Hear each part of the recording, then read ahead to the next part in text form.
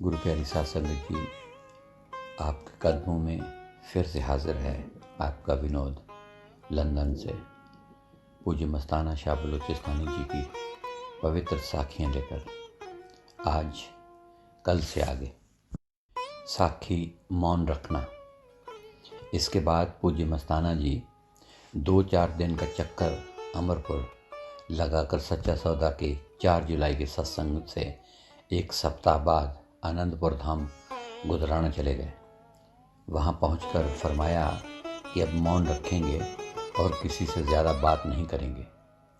दिन में गुफा में ही रहते और रात को सिर्फ कबीर, दादू, चरण सिंह और वायसराय भाग सिंह आते थे। मस्ताना जी खुद गुफा के बाहर आकर थोड़ी थोड़ी देर बाद उनको जगाते रहते। दादू की रोटी और दूध उसके घर से आया करता था। बाकी सब जागते मगर वह सो जाता था। फिर उसको अपने पास पहरे पर बिठाना शुरू कर दिया ताकि जब उसको नींद आएगी तो जगाते रहेंगे और सोने ना देंगे। एक दिन अचानक नींद ने उस पर ऐसा हमला किया कि वह पूज्य मस्ताना शाह की झोली में ही गिर गया। उसको बच्चों की तरह उठाया, फिर एक हाथ कबीर ने और दूसरा हाथ गर्दन पर खुद मस्ताना जी ने पकड़कर खड़ा किया और फरमाया, तुमको बच्चों की तरह प्यार से जागना सिखाते हैं। आप प्राय सब्ज चाय पिया करते थे, यानी कि हरी चाय, और कभी कभी जगाने की गर्ज से दादू को भी एक आध प्याली दे दिया करते थे। फरमाया करते थे कि यह समय तुम्हारे हाथ में नहीं आएगा और बहुत पछताओगे, अब कदर नहीं करते। डेरा गुजराना में महात्मा चरण सिंह बहुत नेक और भोले भाले साधु थे। दिलो जान से सेवा और सिमरन करते रहते थे। महात्मा कबीर के साथ डेरे की संभाल की उनकी ड्यूटी थी। जब उन्होंने चोला छोड़ा और उनके फूल जल प्रवाह के लिए ब्यास भेजे गए तो वहाँ उनके पास कोई पुराना अभ्यासी प्रेमी गुजरा। उसने कहा कि ये फूल किसी अच्छे कमाई वाले के हैं। इन फूलों से अजीब तरह की खुशबू आ रही है। साखी हक हलाल की कमाई की खुराक। 1 अगस्त 1954 का सत्संग सच्चा सौदा में था। वहाँ का सत्संग करके वापस आनंदपुर आ गए और हुक्म दिया कि घर की रोटी कोई न खाए। अपने 10 नाखूनों की कमाई कमा कर रोटी खाओ, और वह भी बहुत कम। रात को जागो, सिमरन करो और हक हलाल की कमाई की रोटी का असर देखो। नीचे लिखे हुए वचन आमतौर पर पढ़वा कर सुनाया करते थे। हज़रत बू अली कलंदर साहब फरमाते हैं कि बंदगी के लिए हक हलाल का लुकमा यानी कि निवाला खानी चाहिए ताकि उससे कोई रंज या दुख ना आए। मुफ्त का लुकमा जब पेट में जाता है तो बंदगी की ताकत कम हो जाती है। यदि तू हलाल की कमाई के एक ही लुकमे पर सब्र कर ले तो तेरे दिल के अंदर मालिक की मेहर से नूर पैदा हो जाए। यदि तू मुफ्त के खाने से बाज आ जाए तो खुदा की मेहर से तेरा नफ्स यानी कि मन काबू में आ जाए, तेरा दिल शीशे की तरह साफ हो जाए और तुझे यार का पवित्र चेहरा दिखाई दे। शेख सादी साहब फरमाते हैं कि पेट का जितना हिस्सा खुराक से खाली रहेगा वह खुदा के नूर से भर जाएगा। जिस तरह ज़्यादा खुराक खाने से स्थूल शरीर बलवान होता है तो कम खुराक खाने से आत्मा बलवान होती है। इसी तरह मौलवी रूम साहब भी फरमाते हैं कि दूसरों के दस्तरखानों के मुफ्त खानों से बाज आ जाओ ताकि उनका खून तुम पर असर न करे। दूसरों का माल अवश्य खून हुआ करता है क्योंकि जोर और जुल्म से पैदा किया होता है। आप खुद सारी रात खड़े रहते और साधुओं को भी न सोने देते। दिन में सबको साथ लेकर नज़दीक के खेतों में जहाँ आवारा पशु फिरते रहते थे, ऊँटों के लेडे और सूखे गोबर के ऐरने चुग चुग कर लाते, खुद भी चुगते और खुद चुग कर दादू की झोली में डाल देते। फरमाते कि हमने भी तो अपना हिस्सा डालना है।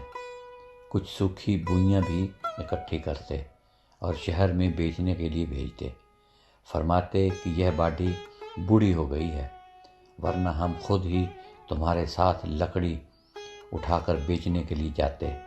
पूज्य मुनीर साहब जी पहले अर्ज़ कर चुके हैं कि सच्चा सौदा के शुरू के दिनों में काम बहुत ज़्यादा होने के बावजूद भी जब फुर्सत मिलती तो पूज्य मुनीर साहब जी को साथ लेकर सूखा गोहा और लिड्डे चुग चुग कर लाया करते थे। जब ये सामान बेचने भेजते तो फरमाते, तुम जाकर सारी काला वाली मंडी में घूमो और हुक्का दो, जो आदमी सबसे कम दाम दे उसके घर फेंक कर आओ। फिर उन पैसों के मोठ बाजरा, नमक, मिर्च खरीद कर लाओ। महात्मा कबीर की ड्यूटी रोटी बनाने पर थी। वह 8 पहर में केवल एक बार रोटी बनाता। सबको एक एक रोटी मिलती। साथ में एक एक कड़छी मुट्ठों की दाल देते। लकड़ी बेचने वालों के सिवाय और किसी को यह रोटी न देते। एक दिन वायसराय भाग सिंह ने यह रोटी मांगी, उसको न दी और फरमाया कि इस रोटी के लिए तो ब्रह्मा विष्णु शिव भी तरसते हैं, तुम्हारे नसीब में नहीं है। रात को पूज्य मस्ताना शाह गुफा में रहते और दादू को पहरे पर बिठाकर हुक्म देते, नींद न करना, सिमरन करना। थोड़ी थोड़ी देर बाद उसको आवाज़ भी देते रहते ताकि वह सो न जाए।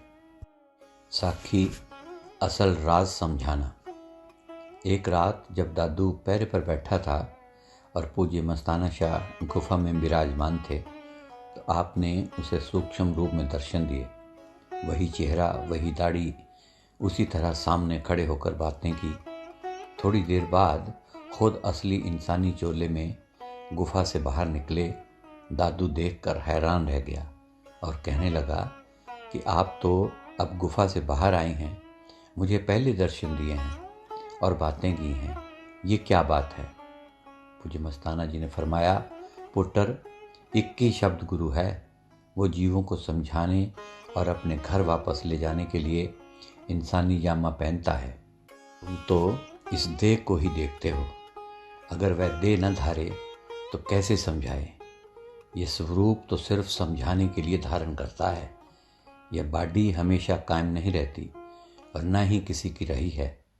वह आकर समझाता है कि अंदर शब्द गुरु को पकड़ो, वही सब कुछ है, सुखों का दाता है, हमेशा कायम रहने वाला है, उजाड़ों पहाड़ों में सच्चा साथी है। सिमरन करो और उसको प्रकट करो और गुलबहारें देखो। फिर फरमाया कि सिवाय नाम के और कोई चीज़ सतगुरु से ना मांगो। धन दौलत, अमीरी गरीबी, सुख दुख जो आवे उसकी दात समझो। इन वचनों को याद रखो, तुम्हारे काम आवेंगे। साखी लोकलाज, आनंदपुर को गदीपुर बोलना और दादू का घर वापस जाना। एक दिन दादू उर्फ हरनेक सिंह जब घर से डेरे आ रहा था तो उसके चाचा ज्ञानी करतार सिंह ने उससे पूछा कि तू कहाँ जा रहा है? उसने कहा कि मैं डेरा आनंदपुर जा रहा हूँ। इस पर ज्ञानी ने कहा कि गदीपुर जा रहा है, तुम्हें शर्म नहीं आती? इतने बड़े घराने के होते हुए बुइयाँ लेडे खेतों से चुन चुन कर ला के बेचते हो।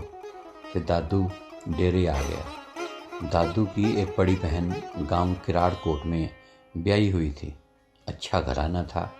सरदार करतार सिंह ने अपने ससुर गंडा सिंह से बात की और दोनों से मिलकर दादू की माता भागी को बहका दिया। दुनिया के तानों मीने से डर से उसकी माता डेरे से दादू का बिस्तरा और कपड़े चोरी से उठाकर घर ले आई। जब पूज्य शाह मस्ताना जी को इस बात का पता चला तो उन्होंने फरमाया, काल कहता था कि दादू को घर ले जाकर छोड़ूंगा और हमारा ख्याल उसको यहाँ रखने का था। अब कालबाजी ले गया है, इसका अफसाना देना पड़ेगा। फिर कबीर से एक छोटी सी कैंची मंगवाकर अपनी एक मूछ थोड़ी सी कटवा दी। इस तरह काल का अफसाना दिया और फरमाया कि भागी निभागी ही निकली। ये अगस्त 1954 के आखिरी दिनों की बात है। इसके बाद जब डेरा गिराकर दोबारा बनाया गया और बड़ा दरवाज़ा बना तो करतार सिंह को लानत मारी कि देख, ये गदीपुर है या आनंदपुर। उस वक्त वह सत्संगी बन चुका था। साखी मैनेजर की बजाय अपनी दाढ़ी मुंडवाना। 5 सितंबर 1954 को सच्चा सौदा में सत्संग था। उसे रद्द करके सत्संग आनंदपुर धाम में रख दिया। उसके बाद आगे के लिए सत्संग बंद करने का ऐलान कर दिया।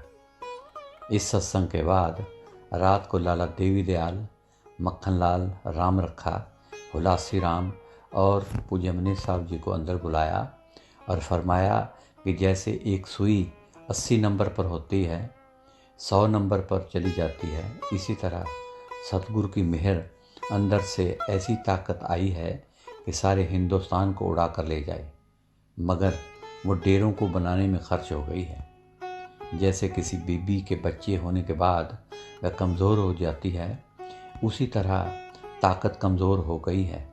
अब सख्त मौन रखेंगे और हमें सत्संग न रखने देना। अगर सत्संग रखने दिया तो मैनेजर, देवी दयाल और सबकी दाढ़ियाँ कटवाएंगे। जब हम बाहर आए तो सब मुझसे मजाक करने लगे कि हमारी दाढ़ियाँ तो पहले ही कटी हुई हैं, अब सिर्फ मैनेजर रहता है। उसके कुछ दिन बाद जोश में आकर 26 सितंबर 1954 का सत्संग अमरपुर धाम में रख दिया और सब जगह खबर कर दी गई। फिर फरमाने लगे, अब सत्संग तो रख दिया, बेचारे मैनेजर की दाढ़ी कैसे मूंढे। फिर मैनेजर की जगह अपनी दाढ़ी मुंडवा कर कटवा कर सीधे अमरपुर चले गए और सच्चा सौदा में अपने जाने की खबर भेज दी। वहाँ जाकर चादरों से एक तंबू जैसी जगह बनाकर उसमें बैठ गए। जब गांव वालों को आपके पहुंचने की खबर मिली तो सब दर्शनों के लिए आए और पूछने लगे कि मस्ताना जी कहाँ हैं। पहरेदार कह दें कि इस तंबू में हैं। जब वे अंदर देखें तो मस्ताना जी पहचान में ना आए। एक दिन तो ऐसे ही गुजर गया। पूज्य मनीष साहब जी को दाढ़ी मूछ मुंडवाने की खबर तो मिल गई थी, मगर डरते हुए वहाँ ना गए। दिल्ली और रोहतक वाले सब वहाँ पहुँच गए। श्री बुद्धराम रामसरा वाले भी रात को सत्संग के लिए आए। वे सोशलिस्ट पार्टी के लीडर थे। उन्होंने सच्चे पातशाह परम संत सावन शाह की तारीफ में यह शब्द बोला, गुरु मिले झुलावन हारा, आज सुरता नारद झूल रही। फिर उस शब्द की आखिरी कड़ी में आया कि किंगरे किंगरे रूप अपारा, यह है बाबे सावन शाह का दरबारा। जब पूज्य सावन शाह ने सच्चे पातशाह की यह शोभा सुनी तो प्रेम ने ऐसा लटका खाया जैसे गर्दन टूट पड़ी हो, अर्थात मस्ती में आ गए। मक्खनलाल को बोले, मक्खन, गुत्थी को आग लगानी है क्या? जिसका खजाना है उसकी सिफ्त पर न लुटाएं तो हमने इस गुत्थी को आग लगाना है क्या? ये कहकर बेशुमार नोटों का हार उसके गले में डाल दिया। जब सत्संग खत्म हुआ तो पतराम को अंदर बुलाया और फरमाया कि बुद्धराम को कहना कि खबरदार ऐसा राज फिर न खोले। अपने मुर्शिद की बड़ाई पर अगर जिंद व जान कुर्बान न करें तो किस पर करें, और उनके नाम पर उसका खजाना लुटावें तो बाहर मुखी मालूम होते हैं। साखी दशहरे की दिवाली। अमरपुर के इस सत्संग के बाद कुछ दिन सच्चा सौदा आकर रहे और पूज्य मनीष साहब जी को दिलासा दिया। फिर 6 अक्टूबर दशहरे वाले दिन आनंदपुर धाम को चल पड़े। जब कालांवाली स्टेशन पर उतरे तो दशहरा मनाने वालों का खूब नाच हो रहा था। मर्द बीबियों के कपड़े पहनकर नाच रहे थे। यह देखकर आपने फरमाया कि सच्चा सौदा में मर्द और बीबियां नाचते हैं तो दुनिया अवगुण उठाती है। आज दशहरा के दिन मर्द बीबियां बनकर नाच रहे हैं, सिर्फ पैसों के लिए। यहाँ कोई अवगुण नहीं उठाता। डेरे में तो प्रेम गुरु नचाता है। ऐसे निंदक लोग खुद तो असली भक्ति को नहीं समझते और दूसरों को भी भक्ति से दूर करते हैं। ऐसे लोगों को मालिक लानतें मारता है। फिर फरमाने लगे कि यहाँ से मिठाई खरीदो ताकि डेरा में जाकर खुशी मनाई जाए, मगर मिठाई बहुत कम मिली। फिर डेरा में आकर हज़रत मूसा और गडरिये की कहानी सुनाई कि कैसे उन निंदक लोगों को जो स्वयं असली प्रेमा भक्ति से दूर रहते हैं और दूसरों को भी हटाते हैं, मालिक लानतें मारता है। साखी, मूसा और गडरिया। एक गडरिया अपने प्यार भरे सादे शब्दों में कह रहा था कि ए खुदा, तू कहाँ है?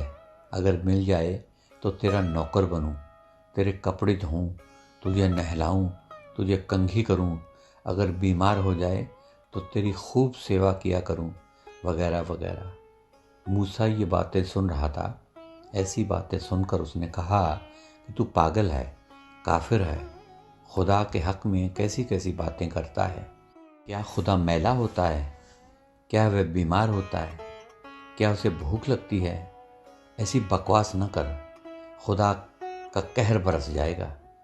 मूसा की बात को सुनकर वह समझा कि उसने सख्त गुनाह किया है। उसने अपने कपड़े फाड़ डाले और रोता चिल्लाता हुआ जंगल की तरफ दौड़ गया और पागल सा हो गया। उस समय मूसा को आकाशवाणी हुई कि हाय हाय, तूने मेरे बंदे को मेरे से क्यों बिछोड़ दिया है? मैंने तुझे बंदों को मेरे साथ जोड़ने के लिए भेजा था या तोड़ने के लिए? तूने बहुत बुरा किया है। मुझे दिल की तड़प चाहिए। मैं लोगों को माला फेरने और दिखावटी भजन वगैरह से खुश नहीं होता, बल्कि दिल की लगन और तड़प से खुश होता हूँ। जब मूसा ने मालिक की नाराज़गी देखी तो दौड़कर गडियर के पास पहुंचा और माफ़ी मांगी। कहा कि तू जो मर्जी चाहे कह, अल्लाह तेरे से खुश है। गडरिया कहने लगा, तेरी झिड़कियों ने मुझे बहुत रुलाया और मैं और का और बन गया। यह रोना मुझे आसमानों से पार मालिक की दरगाह में ले गया। हम पढ़ते और सुनते हैं, भगवान राम भीलनी शिबरी के घर गए, जो एक चांडाल जाति की थी, और उसके प्यार से भरे जूठे बेर खाए और अभिमानी ऋषि मुनियों को छोड़ गए। मालिक प्रेम का भूखा है, ना कि शरीयतों और पाखंड का। उस रोज़ आनंदपुर धाम की संगत ने बहुत प्रेम दिखाया और दशहरे की दिवाली मनाई। इस पर पूज्य मस्ताना शाह ने वचन किया कि हम तो चाहते हैं कि इस गांव का कुत्ता भी नरक न जाए। साखी, कार्तिक की पूर्णमासी मनाना और गोल गुफा का गिराना। 10 नवंबर 1954 को कार्तिक की पूर्णमासी थी और 7 नवंबर का माहवारी सत्संग था। इसलिए पूर्णमासी का भंडारा 14 नवंबर को मनाने के बाद पूज्य मस्ताना जी फिर आनंदपुर धाम आए। आकर गोल गुफा गिराने का हुक्म फरमाया। उस दिन सख्त सर्दी थी और कुछ बारिश भी हुई। रात के 2 बजे तक काम चलता रहा। संगत ठंड से कांपने लगी। आप भी 2 बजे कांपते हुए और मामूली कपड़ों में बाहर आए। संगत को खूब काजू, छुआरे, दाखें, अखरोट और बादाम खिलाए। फिर फरमाया कि सुबह 8 बजे से पहले कोई बाहर ना निकले और ना ही कोई घर जाए। घर वो जाए जो अपने सतगुरु को भूले। साखी, सतलोक गुफा। इसके बाद एक लंबी गुफा बनवाई जो लगभग 30 फुट लंबी थी। इस पर 4 कड़े या बंद की डाट लगवाई। दरवाजे के ऊपर एक शेर और दोनों तरफ एक एक हाथी बनाए। इस गुफा का नाम सतलोक मेल गुफा रखा। बाहर कई छोटे छोटे जंगले हवा के लिए रखे। जब कोई प्रेमी, कबीर, दादू आदि सफाई करने के लिए गुफा के अंदर जाते तो अक्सर वहाँ बिच्छू मिलते। साखी, मूलराज बेरी, एक्सियन का लगना। उन दिनों में मूलराज बेरी नहरी महकमे में एक्सियन लगे हुए थे। सच्चा सौदा का नाम सुनकर डेरे आए, फिर गदराना में भी आते जाते रहे। वहाँ का काम देखकर, फिर दूसरे तरह तरह के करिश्मे देखकर, सुनकर नाम ले गए और भजन भी करने लगे। वे पहले सच्चा सौदा में अपने लिए एक कोठी बनाना चाहते थे और उसके लिए सचखंड के पश्चिम की तरफ निशान भी लगवाया। उनकी एक कोठी वृंदावन में भी थी। उनकी पत्नी वहाँ रहती थी, इसलिए डेरे में कोठी ना बनवा सके। फिर उनके लिए शहर की तरफ वाले दरवाजे की तरफ 2 कमरे बनवा दिए गए। वे अच्छा अभ्यास करते थे और उन्होंने रिटायरमेंट से पहले ही नौकरी छोड़कर पेंशन ले ली थी। साखी नानक लांगरी का डेरे से भागना। वैसे तो डेरा सच्चा सौदा में शुरू से ही काम चलता रहा, मगर उन दिनों में तो काम बहुत ही ज़्यादा था। बाड़ियों की तरफ कच्ची सड़क के साथ वाली दीवार गिराकर, दरवाजे के साथ घंटाघर, रोशनी का खंभा और पानी की टंकी व तरह तरह के जानवरों के नमूने हर तरह के आदमी को समझाने के लिए बनाए जा रहे थे। 17 दिसंबर 1954 को शहर से मैसर्ज चौधरी रामवल्द दुनीचंद की दुकान से एक पुराने नमूने की लालटेन, जो पहले रेलवे स्टेशनों पर लगाई जाती थी, 4 रुपये 8 आने में ख़रीद कर लाए, ताकि आने जाने वाले मुसाफिरों को रात का सफ़र करने में कोई दिक्कत ना आए। यह लालटेन बाद में 1958 में जब डेरे का सामान लुटाया गया तो सचखंड धाम फेफाना में भेज दी गई। 21 दिसंबर 1954 को पूज्य मनेर साहब जी घंटाघर के लिए घड़ी लाए, जो premium watch company Chandni Chowk Delhi से 180 रुपये 7 आने 6 पाई में मिली। घड़ी इसलिए लगवाई ताकि नहर का पानी लगाने वाले को अपने समय की खबर रहे। पानी की टंकी इसलिए बनवाई ताकि सफ़र करने वाला आदमी खुद आराम से पानी पी सके। फिर पूज्य मनेर साहब जी को हुक्म दिया गया कि इस घंटाघर पर ऐसा सफ़ेद रंग करवा बहुत दूर से चमका करे। फिर पूज्य मनेर साहब जी को इस बात की समझ न पड़ी और लोगों से पूछने पर कुछ पता न चल सका। एक दिन जब पूज्य मनेर साहब जी हिसारिया बाज़ार से निकल रहे थे तो अचानक ही इस बात का समाधान मिल गया। वहाँ पर एक नया मकान बन रहा था और उस पर प्लस्तर व रंग करवाने के लिए दिल्ली से कारीगर बुलाए गए थे। वहाँ पर चिप्स का काम चल रहा था। शहर में ऐसा काम शायद पहले कभी नहीं हुआ था और ना कभी चिप्स की बात सुनी थी। वहाँ से जानकारी प्राप्त करके पूज्य मनेर साहब जी ने अपने मिस्त्री से बात की और उसको ले जाकर काम दिखलवाया। फिर दिल्ली से सफ़ेद सीमेंट और सफ़ेद चिप्स लेकर आए। चिप्स की रगड़ाई में बहुत दिक्कत पड़ती थी। यह एक नया काम था जो कभी किसी ने नहीं किया था। काम काफ़ी ऊंचाई पर हो रहा था, ऊपर से सर्दी का मौसम, रगड़ाई करते हुए आदमी के गिरने का डर रहता था। सब साधु और मजदूर घबरा गए। नानक लांगरी इसी कारण डेरा से भाग निकला और सीधा कलकत्ता जा पहुंचा, जहां वह पहले रहा करता था। उस समय पूज्य मस्ताना जी अमरपुर धाम में थे। पूज्य मनेर साहब जी ने लांगरी के भागने की खबर भेजी तो पूज्य मस्ताना जी ने फरमाया कि भागकर कहाँ जाएगा, फिक्र ना कर।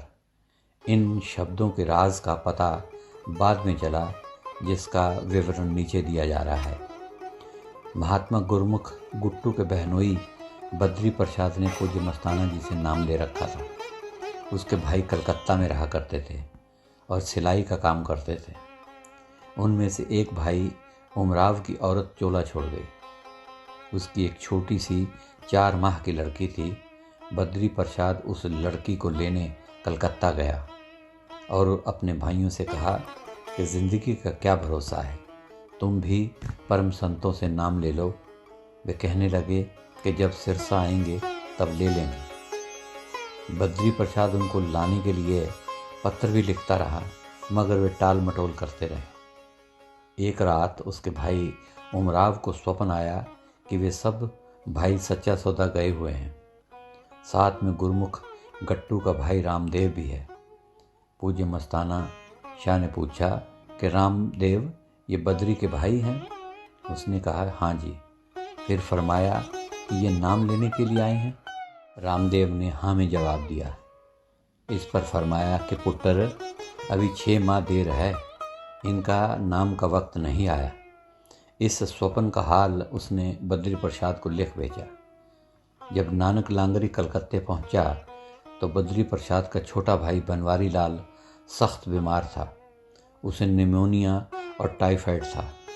डॉक्टर इलाज कर कर के थक गए मगर कोई फ़ायदा न हुआ। लांगरी ने उसको कहा कि तू सतगुर कर। दूसरे दिन उसने कुछ खाने के लिए मांगा तो डॉक्टर को बुलाया। वह उसकी हालत देखकर हैरान रह गया और पूछा, किससे इलाज करवाया है? उन्होंने कहा, किसी से नहीं। खैर, डॉक्टर साहब खाने के लिए दूध, चावल और अंगूर बताकर चले गए।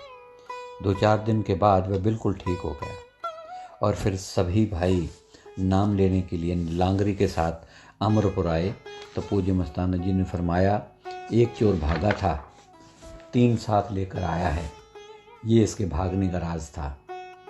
इसके बाद पूज्य मस्ताना जी ने उमराव से पूछा कि तुम्हारे आने जाने पर कितना खर्च हुआ है? उसने कहा, जी 300 रुपये खर्च आ गए हैं। पूज्य मस्ताना जी ने फरमाया कि जो तुमको नाम सिमरन मिला है वह 3 करोड़ खर्च करने पर भी नहीं मिलता। सो गुरु प्यारी साध संगत जी, आज के लिए इतना ही।